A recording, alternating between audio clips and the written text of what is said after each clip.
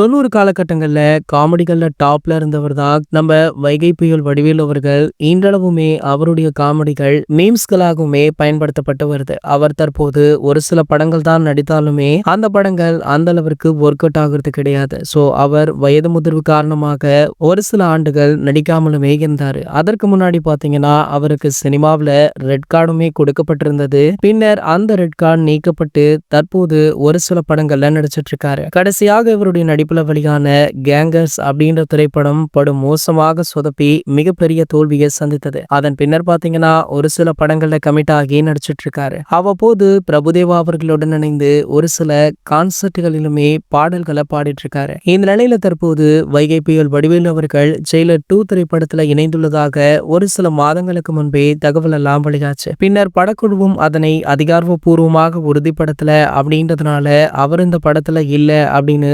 ரசிகர்களுமே சொன்னாங்க. ஆனால் தற்போது வடிவேலு அவர்கள் இந்த படத்திலுமே அவருடைய வேலையை காட்டியிருக்காரா. சோ இவர் கமிட் ஆகிற படத்திற்கு ஏகப்பட்ட டிமாண்ட் வைக்கிறாரு. அந்த வகையில சூப்பர் ஸ்டாருடைய இந்த ஜெயிலர் 2 திரைப்படத்திற்குமே நிறைய டிமாண்ட்களை வச்சிருக்காரு. அதெல்லாம் செட் ஆகாது அப்படின்னு சூப்பர் ஸ்டார் அவர்களே பேச்சுவார்த்தை நடத்தியும் வடிவேலு அவர்கள் பிடி கொடுப்பதாக இல்ல. ஆகையால பாத்தீங்கன்னா அவரை இந்த திரைப்படத்துல இருந்து தூக்கி இருக்காங்க. சோ இந்த தகவல் தற்போது வெளியாகி சமூக வலைதளங்கள்ல வைரலுமே ஆகிட்டு இருக்கு. இது போன்ற செய்திகளை பற்றி நீங்க உடனே தெரிஞ்சுக்க நம்மளுடைய சேனலை மறக்காம சப்ஸ்கிரைப் பண்ணிக்கோங்க.